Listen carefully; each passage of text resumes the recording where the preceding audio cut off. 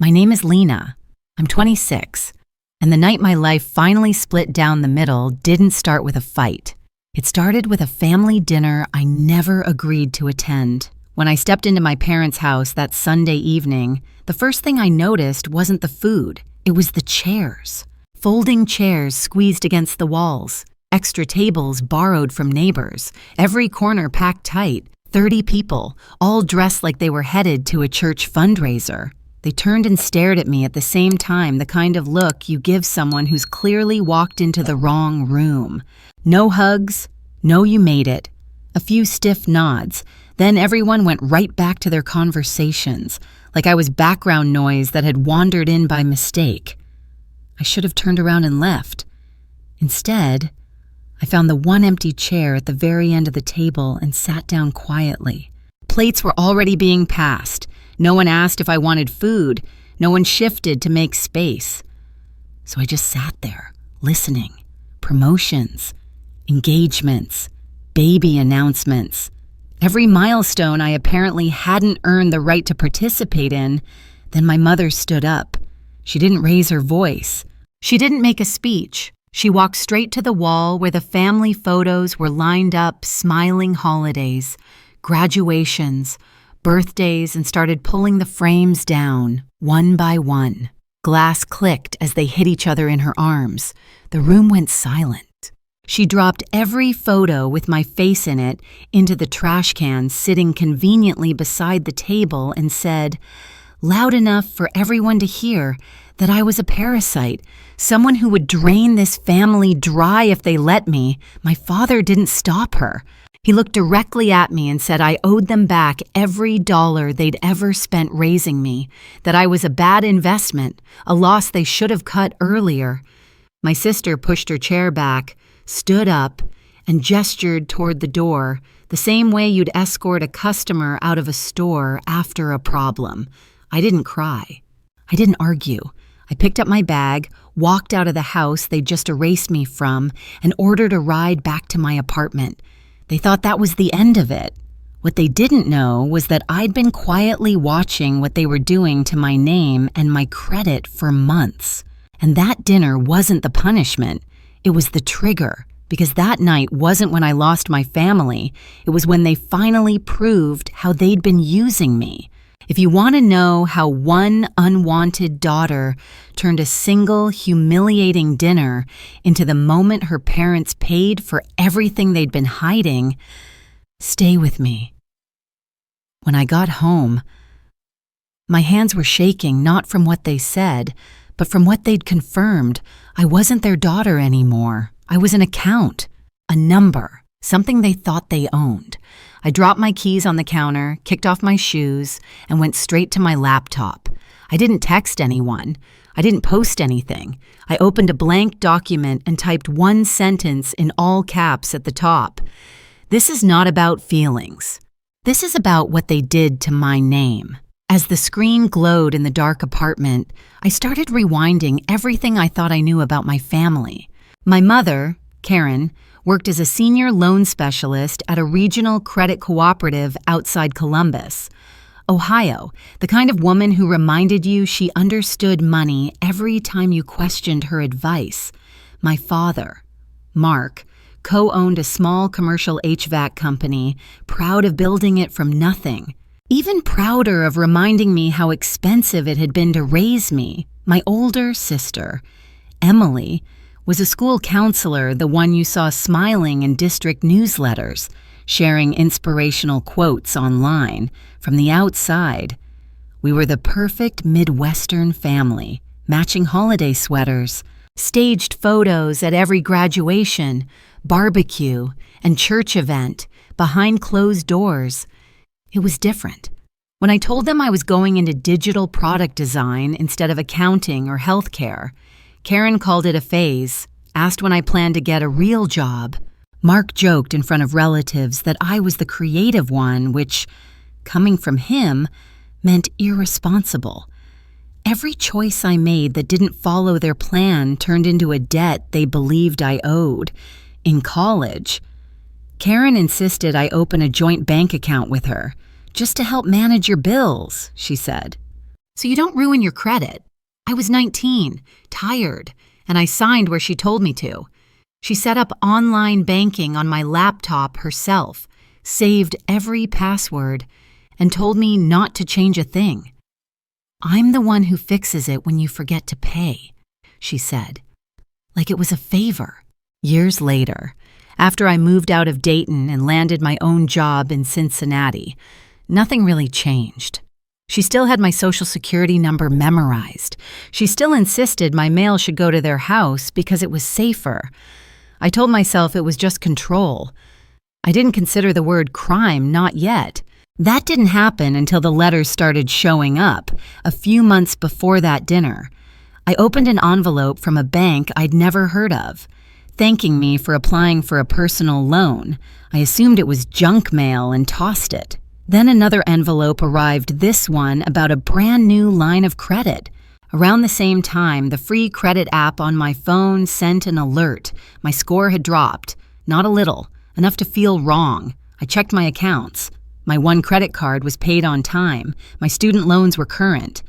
Nothing I was actually using explained the dip. I screenshotted it, told myself I'd call someone later and let work swallow the week. Meetings, deadlines. I let it slide. That night after the dinner, I didn't.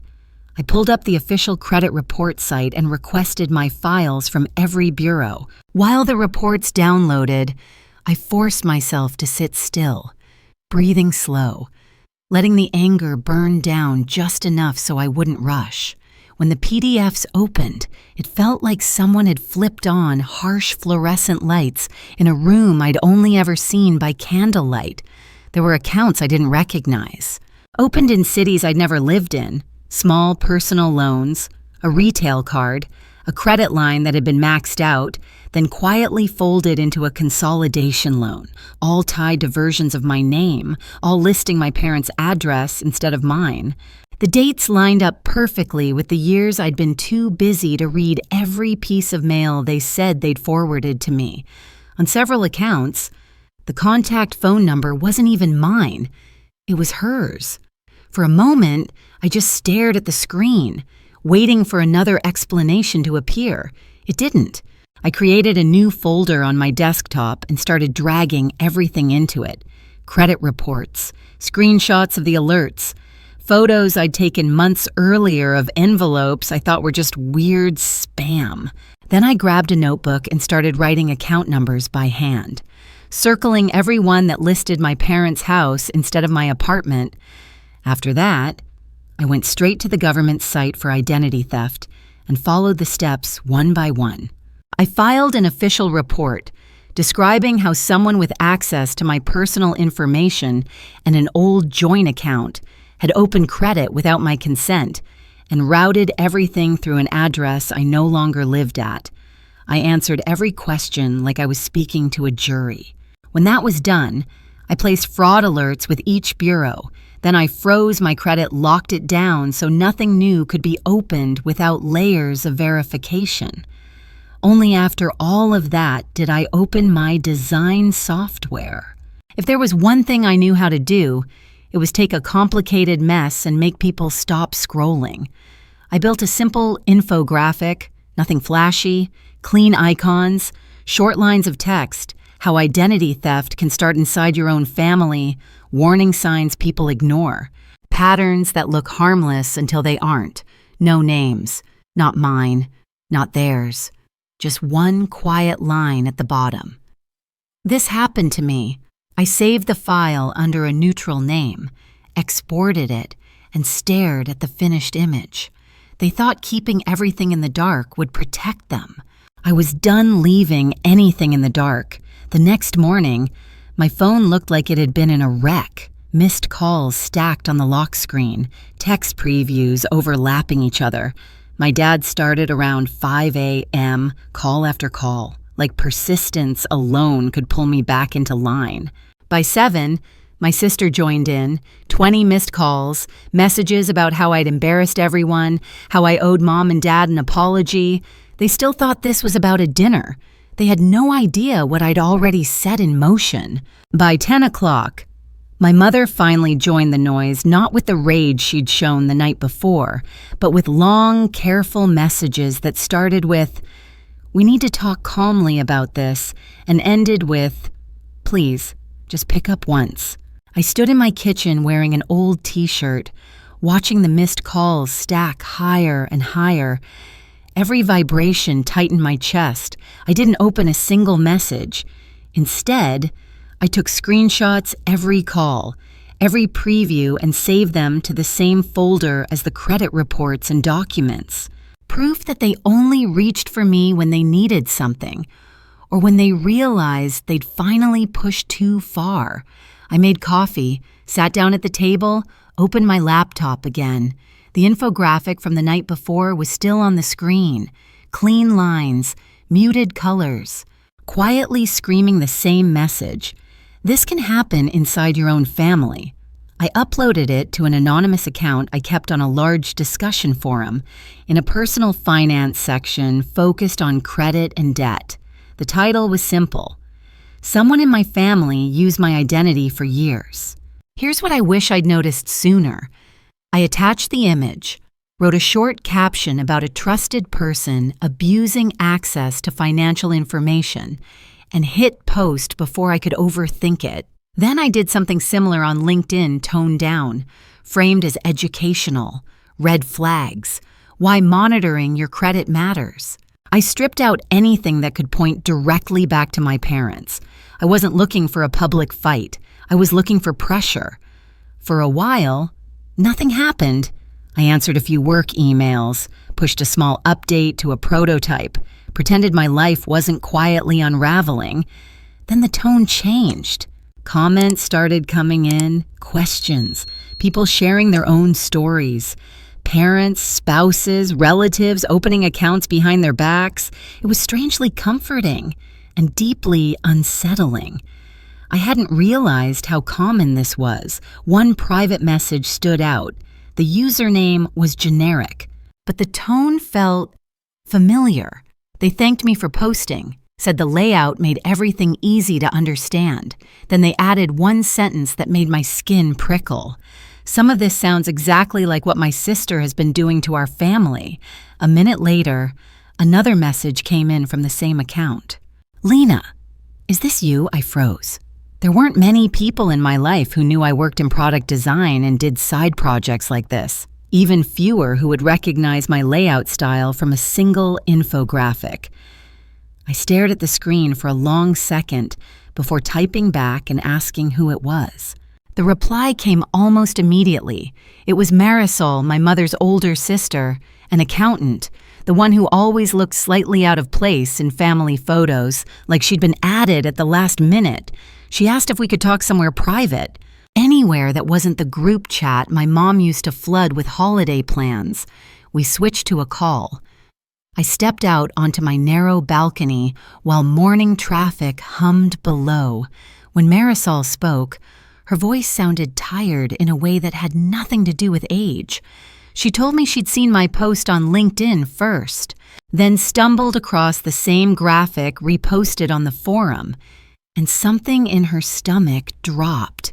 A few years earlier, she said, my mother had helped her restructure some debt after a rough patch with consulting work. Marisol admitted she'd signed a stack of documents because my mom told her it was just rolling credit cards into one manageable payment. It was easier to let the money person handle it, she said, recently, though letters had started arriving about a loan Marisol swore she'd never taken out. When she asked my mother about it, she was told it was a clerical error, nothing to worry about, ignore it. As she talked, I opened a new document and started typing everything down. Bank names, rough dates, amounts she remembered, exact phrases my mother had used.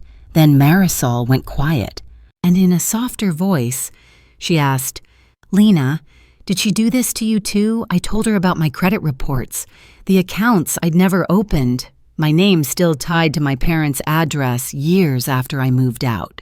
On the other end of the line, I could hear her breathing change the sound of someone realizing a long-held suspicion might finally have an answer.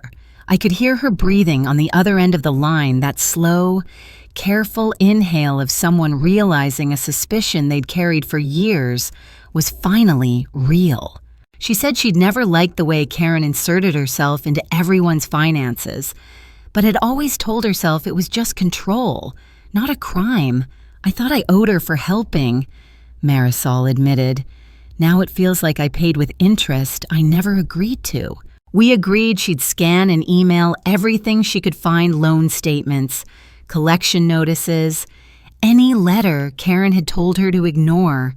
When we hung up, I stared at my screen with a new pile of puzzle pieces and a very clear picture forming. This wasn't just about me. It was a pattern. My phone buzzed again. First my dad, then my mom, then a cousin. I let it ring, watching their names flash and disappear. For years, they'd acted like I was draining them. Now I was starting to see how many people they'd quietly drained to keep the image of a successful, generous family intact. I turned my ringer off, opened my files, and started building a timeline that didn't care about holidays, bloodlines, or hurt feelings. It only cared about dates, amounts, signatures. 2 days later, my sister Emily texted like nothing truly catastrophic had happened. Just one line at first, asking if we could meet for coffee downtown to talk like adults, as if I'd been the one ripping photos off the wall. I almost ignored it. Then she followed up with, "It's about Mom and money, please." That second sentence did what 30 people shouting at me couldn't. It made me curious. We met at a cafe a few blocks from my office plants hanging from the ceiling. Overpriced cold brew, the kind of place people use to pretend everything's fine. Emily was already there, tucked into a corner, her work lanyard shoved into her bag. She looked like she hadn't slept since the dinner. She tried to smile when she saw me. It didn't hold. I sat across from her, hands wrapped around my mug just to keep them steady. For a moment, we just sat there, two people with the same last name and no idea how to speak without pretending. She finally said she was sorry about how things went at the dinner. Not sorry for what she did, just sorry it got out of hand. She blamed stress, the economy, pressure on Mom and Dad. I let her talk until she ran out of excuses. Then I pulled a folder from my bag and slid it across the table. Inside were copies of my credit reports. Every account I didn't open highlighted. I told her I'd filed an identity theft report, that fraud alerts were already in place, that banks and regulators were going to start asking questions she wouldn't like. Her face drained of color as she saw our parents' address appear again and again next to my name. She tried to explain it away, said Mom was just helping, that Karen knew how to get better rates, that this was how families worked when they trusted each other. I asked her when trust started, meaning signing someone else's name on a loan. That stopped her. I pointed to a mid-sized loan opened 3 years earlier. Another credit line rolled into a consolidation, all tied to the old joint account and my Social Security number. Then I showed her an email Marisol had forwarded, the one where Mom called a serious notice from a lender a mix-up and told her to ignore it. Emily read it twice. Her brow tightened, not shock, so much as recognition. When I asked her outright if Mom had ever used her information for anything, she hesitated just long enough to answer without speaking. Finally, she admitted there had been a few times Mom had handled things for her too. Moments when Emily was busy starting her new job and didn't want to deal with paperwork. A small consolidation, a refinance. Karen had called it a harmless cosign. Emily signed where she was told where to initial, where to date, because it was easier than reading every line as she talked. I opened my laptop and pulled up my notes. I asked her if she remembered the banks, rough dates, amounts. She did. Too many of them matched Marisol's letters and the lenders on my file. It started to look less like separate favors and more like a system. The more Emily dragged old memories up, the cleaner the pattern became. Mom would show up during a crisis, offer to fix things. collect signatures when people were tired or overwhelmed, then redirect just enough money to cover whatever she and Dad needed next, a business shortfall, a renovation, a quiet upgrade. When I mentioned Grandma Rosa, something flickered across Emily's face again. She said Mom had handled everything when Rosa sold her house and moved into assisted living every meeting. Every call filtered, a neat check delivered with the explanation that the rest went to fees and taxes. It had never felt right. But every time Emily questioned it, Mom snapped that she was being ungrateful. I typed as Emily talked, building a rough timeline that was starting to explain far more than one broken dinner. Year 1, I start college and open a joint account with Karen. Year 2, Marisol hits a rough patch with clients. Mom steps in to help. Year 3, Grandma Rosa sells her house. Year 4, its HVAC company suddenly has a brand new work truck and a freshly renovated office. On paper, it was just numbers. In real life, it was favors, guilt, and years of Karen reminding everyone how much they owed her. When I told Emily I'd already filed an identity theft report, her eyes widened. When I added that Mom's own credit cooperative would be forced to investigate once they saw how many loans traced back to employees' relatives, she finally stopped trying to spin it. She stared at the tabletop for a few seconds, then asked, very quietly, what I planned to do next. I told her I was going to talk to a lawyer not to punish the family, not for revenge, but to protect myself before their mess burned down my financial future. If that meant dragging the whole rotten structure into the light, then that's what I'd do. Emily swallowed hard. She said she'd send me every email, text, and screenshot she had that involved Mom and money, especially anything connected to Marisol or Grandma Rosa. She admitted she didn't want Mom to go to jail, but she was exhausted from living with the constant feeling that something was wrong and she'd been helping hide it. As we wrapped up, my phone buzzed with a message from an unknown number. One blurry photo, my father standing next to a classic-looking HVAC truck, grinning with a beer in his hand. The caption read, "Funny how fast that upgrade showed up after Grandma sold her house." It was from my uncle on my dad's side, the one who'd always half-joked about Dad forgetting where the family money came from. I showed the photo to Emily and watched the last piece of denial slip from her face. On the bus ride home, I emailed a consumer rights attorney whose name kept coming up in threads about financial abuse. I attached a condensed version of my timeline, the documents I had so far, and explained in plain language that what started as a humiliating family dinner had turned into a trail of signatures, loans, and missing money, all pointing back to the same two people. My parents thought that night had publicly cut me off. What it actually did was hand me the final clue I needed to follow the money all the way back to them. A week after my meeting with Emily, my mother showed up at my office like she was stopping by for lunch. I only knew because the receptionist messaged me, "There's a woman here asking for you. Says she's your mother. She looks intense." I walked out to the lobby. There she was in her best blazer, hair perfectly sprayed, clutching a leather folder like she was about to sell someone a mortgage. She smiled wide when she saw me, the same smile she used on neighbors and church friends. "Lena," she said, standing like we were two professionals meeting for a friendly check-in. "Can we talk?" I glanced at the receptionist, at the cameras in the ceiling corners, and said we could talk right there. No closed doors, no private conference room. She didn't like that, but she sat anyway. She started with an apology, the kind that worries more about appearances than damage. She said the dinner had gotten heated. Everyone was emotional. She hadn't meant every word. She kept circling back to how hard things had been for her and Dad, the pressure.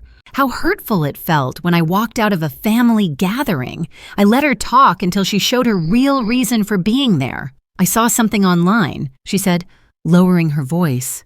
"An infographic. about families and identity theft. People are talking. There it was. Not "are you okay?" Not "did I hurt you?" Just "what are you telling people that could make my life harder?" I told her. I'd shared an educational graphic about what can happen when someone abuses access to another person's financial information. I reminded her I hadn't used names, hadn't mentioned locations, hadn't pointed at anyone directly, but I also told her I'd filed an official identity theft report and frozen my credit, that banks and regulators would be asking questions about what she'd done with my social security number and our old joint account. The color drained from her face. For a split second, the polite tone dropped. "Do you have any idea what you've done to my career?" she snapped. To this family, I told her I had a very clear idea of what she'd done to my credit, to Marisol's, and probably to Grandma Rosa's. Before I'd submitted anything, I'd already prepared a printed summary for the attorney I was working with. I pulled it from my bag and slid it across the table. Not everything, just enough. Dates, lenders, amounts, the same home address appearing over and over. She stared at it, jaw tight. "You don't understand how this works," she said, trying to regain control. "I know people at these places. I know how to structure loans so they look good on paper. I did this to help you," she said, "to build your credit, to help Marisol, to help Grandma. No one complained until you decided to turn it into a spectacle." I reminded her that helping someone usually means explaining what they're signing, not forging a signature and then telling them to ignore letters from collectors. I brought up the email Marisol had forwarded, the one where my mother brushed off a serious notice as a clerical issue. I mentioned the timeline, how money moved into her accounts and Dad's business right after major family moments. Her eyes flashed. For a split second, I thought she might raise her voice right there in the lobby. Instead, she leaned in and lowered her voice. That was worse. "You are my daughter." She said like that gave her legal authority over my life. We don't take family to court. We don't air our business to strangers.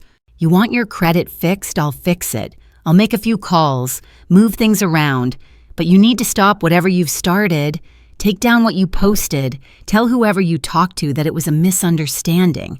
Behind her, my manager, Evan, had stepped out of a meeting room, pretending to scroll on his phone. He was close enough to hear everything. I looked my mother in the eye and said no. I wasn't deleting anything. I wasn't calling it a misunderstanding, and I wasn't helping her keep this buried, just because she was afraid of what it would do to her title. She leaned back, eyes cold now. "If this blows up," she said, "it hurts all of us. Do you really want to be responsible for that?" I told her she had it backward. She'd been signing her name on other people's lives for years. I was just finally writing my own. She stood up so fast the leather folder clipped the table. "You're making a mistake," she said through clenched teeth. "When this comes back on you, don't come running to me." She walked out without looking back, heels clicking across the tile like a metronome. After she left, Evan came over and asked if I was okay. I gave him a trimmed-down version, just enough to explain there might be some uncomfortable calls coming to the office. Instead of backing away, he offered to loop in company legal if my mother showed up again, or if anyone started harassing me at work. That small thing, someone believing me without asking for proof, felt like oxygen. Over the next few weeks, the ripples spread. Marisol sent scans of everything she could find, loan documents with signatures that didn't look like hers, payoff statements that didn't match what she remembered, emails where my mother told her not to overthink the numbers. With my permission, my attorney forwarded portions of the file to the compliance department at Mom's credit cooperative. They were already looking into her because of the identity theft report and the number of loans tied to her relatives. Now, they didn't just have red flags. They had a pattern. A state investigator called to ask follow-up questions. No drama, no badges, just a calm voice walking through dates and accounts, confirming I hadn't authorized any of it. Every time I said no, something heavy shifted quietly, but decisively in my favor. At night, when the anger kept me awake, I worked on something new. The infographic had done its job, but I wanted a place people could actually use. So I built a simple website from scratch, clean layout, clear language, how financial abuse and identity theft can happen inside families, links to official resources, an anonymized case study breaking down what to look for. I didn't use my parents' names. I didn't need to. The facts were ugly enough on their own. I watched the site traffic tick up as people shared it in forums and group chats. Some visitors were strangers. Some that I suspected weren't. Some of the traffic came from people I didn't recognize. Others, I did. A cousin I hadn't spoken to in years emailed me from a private account. She said the layout of the case study felt uncomfortably familiar. Then she asked carefully whether I thought she should pull her own credit reports. I told her yes. Around the same time, the messages from my parents shifted. The anger disappeared. Days of silence. Then a sudden burst from my dad about family loyalty, about sticking together, about outsiders trying to tear us apart. By outsiders, he meant investigators and auditors, people who didn't care about our last name. He was right about one thing. Something was tearing us apart. It just wasn't the people asking questions. It was the answers. It took months for everything to catch up with them, which somehow made it feel more real. This wasn't a movie moment, no doors kicked in, no dramatic arrests after a speech. It was quieter than that, slower, like a fuse burning beneath the floorboards. The first sign was a formal letter from my mother's credit cooperative, the same place she'd bragged about working for more than 2 decades. I got a copy through my attorney. They were conducting an internal review of multiple loan files connected to her. They might be reaching out to me for verification. A week later, another envelope arrived, this one from the state regulator's office, asking permission to use my complaint and documentation as part of a broader investigation. I signed every form. I wanted every possible flashlight pointed at what they'd been doing. I didn't witness most of what followed firsthand. I heard about it in fragments, the way you watch a house you once lived in being torn down from a few blocks away. Marisol told me about her interview first. She said she sat in a conference room with 2 compliance officers and a lawyer, hands folded so tightly in her lap they hurt, and walked them through every favor my mother had done over the last 5 years. The consolidation loan, the refinance no one ever fully explained, the time she'd been told to ignore letters because companies make mistakes. They showed Marisol documents with signatures that didn't look like hers, asked if she'd ever given permission for someone else to sign on her behalf. She said no. They asked if she'd ever received the full amounts those loans claimed she had. Again, no. Then came Grandma Rosa's part. She was too frail for long meetings, so her lawyer arranged a deposition at the assisted living center. Later, he told me she cried when she saw the numbers on paper, how much money had passed through my mother's hands when her house was sold. There were proceeds she'd never seen. Fees no one had explained. She'd trusted her daughter to protect her. Instead, it looked like my mother had protected herself and my father's business first. Somewhere in the middle of all this, my dad tried his own version of damage control. He called one afternoon and launched into a speech about outsiders, about investigators who didn't understand how families help each other off the books. When I calmly told him that forging signatures and redirecting loan proceeds wasn't help, he changed tactics, asked if I could just tell them it was a misunderstanding, that I'd overreacted. I said no. He hung up. The official fallout began with my mother's job. Her credit cooperative put her on leave, the polite version of, "Don't come back while we figure out how deep this goes." Coworkers she'd known for 20 years were suddenly auditing loans she'd personally processed. Many of those loans carried familiar last names. Cousins, in-laws, mine. The pattern wasn't subtle. Then came the civil case. Marisol and my grandmother's attorney filed suit not just against my mother, but against both of my parents, arguing they'd benefited from money obtained through fraud and misrepresentation. My name appeared in the filings as well listed as a victim of identity theft and unauthorized credit accounts. My lawyer asked if I wanted to attend the first hearing in person. I thought about it for a long time, then said no. I didn't need to sit in a courtroom and watch my mother pretend she didn't recognize her own handwriting. Instead, I signed an affidavit, swore it before a notary, let the document speak for me. Emily went. She texted afterwards saying she'd never seen our mother look so small. My parents showed up with their own attorney, dressed like it was Sunday at church, not the opening of the most humiliating chapter of their lives. From what my lawyer described, their defense was exactly what I expected. They leaned hard on family arrangements, on verbal understandings, on the idea that they were just helping relatives through difficult times.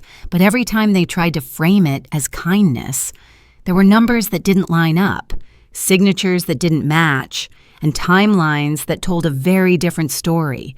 Their lawyers tried to soften it. They suggested misunderstandings, carelessness, a series of sloppy mistakes, not intent, but every time they framed it as accidents, the math refused to cooperate. Numbers didn't line up, signatures looked wrong, and the timing was a little too perfect. Money showed up exactly when their business needed a boost, right when they wanted a new truck, right when the house needed work, always right after another relative signed something they didn't fully understand. The investigators didn't care about holiday photos or church attendance or who brought what to Thanksgiving. They cared about documentation. They cared about the fact that my mother's login appeared on loan files tied to relatives, about notes in the system praising a strong relationship with borrower, while those same borrowers sat across the table and said, "I never agreed to this." In the end, the credit cooperative made its decision. They terminated my mother for multiple policy violations and reported her to the state. Her license was suspended while regulators decided whether she'd ever be allowed to work in that field again. Decades of bragging about being the one who understood money ended with her being escorted out of a building she once treated like a second home. On the civil side, my parents settled before it could go any further. They agreed to repay what should have gone to Marisol and Grandma Rosa, plus additional damages. They agreed to unwind every loan opened in my name and Marisol's. Not because they suddenly grew a conscience, but because their lawyer explained that fighting would invite deeper scrutiny, maybe even criminal charges if the wrong prosecutor took interest. They didn't have the cash. So they did what people like them always swear they'll never have to do. They sold the house in the suburbs, the one with the wall of family photos that no longer included me. They sold the miracle truck my dad loved posing beside. They sold off a chunk of his company, bringing in a partner who, according to one cousin, made it clear he was there to clean up a mess, not protect my father's pride. News traveled fast through the family. At first, some relatives were furious with me, convinced I'd gone nuclear, that I should have kept it in-house. Those same relatives grew very quiet once letters arrived at their doors, politely encouraging them to review their own accounts for irregularities. A few reached out privately to thank me, even if they'd never say it out loud at a reunion. The last time my dad called, it was late. His voice sounded worn down to the bone. He said I destroyed everything, that the family was broke, that Mom might never work in finance again, that people at church were whispering. He said he hoped I was happy living my little independent life while they suffered. I listened until he ran out of words. Then I told him the only thing that felt true. I didn't destroy anything. I said, I just stopped covering for what you'd been doing for years. The hole they were standing in was one they dug themselves. I'd simply stepped out of it. He went quiet. When he finally spoke, his voice was smaller. He said he never thought it would go this far. I told him it had gone this far the first time my mother signed someone else's name on a loan. The only difference now was that someone had finally turned on the lights. A few more months passed, and the version of my family that existed on social media and in my childhood memories finally stopped matching reality. Updates reached me in fragments. My parents moved out of the big suburban house into a cramped rental on the edge of town, the kind of place you drive past without noticing. The yard my dad once obsessed over was gone, the wall of framed photos boxed up, the neighbors they'd impressed for years barely said goodbye. My mother tried to keep up appearances for a while, showing up to interviews in the same blazer she'd worn to my office. But doors kept closing. Terminated after internal investigation doesn't look great on a background check when your entire career was built on trust. She picked up part-time work wherever she could find it. Nothing close to the career she used to brag about. My dad kept a share of the HVAC company, but it wasn't really his anymore. The new partner came in with spreadsheets and conditions, not handshakes and family dinners. From what one uncle told me, Dad hated it. Hated having to justify every expense. Hated answering to someone else. Hated the whispers about why he'd suddenly needed to sell assets in the first place. For the first time in my life, the consequences landed on them, not on the people they leaned on. Emily transferred to a different school district after rumors started circling about our parents. One night, she sent me a long message. She said she was angry, embarrassed, and exhausted from feeling like she had to choose between loyalty and honesty. She didn't apologize for that dinner, not directly, but she said she finally understood why I'd stopped laughing at family jokes years ago. I told her I didn't need her to pick a side. I just needed her to stop pretending what happened was normal. We aren't suddenly close, but there's less static between us now, more quiet honesty. Marisol and I talk more than we ever did growing up. She sends pictures of her dog, updates about Grandma Rosa, who's doing physical therapy and managing her money on her own terms for the first time in years. Grandma wrote me a shaky letter. She thanked me for not letting them make you small. She said she wished she'd spoken up sooner in her own life. I keep that letter in the same folder as all the ugly documents, a reminder that not everything that came out of this was destruction. Some of it was correction. As for me, my life didn't turn into a highlight reel. I still pay rent, still answer to a boss, still wrestle with anxiety some nights. But my credit reports are clean now. The fraudulent accounts are gone. The freeze is still in place this time, by my choice. I got a small raise at work, not because of what happened with my family, but because I showed up, did the work, and refused to let their chaos drown me.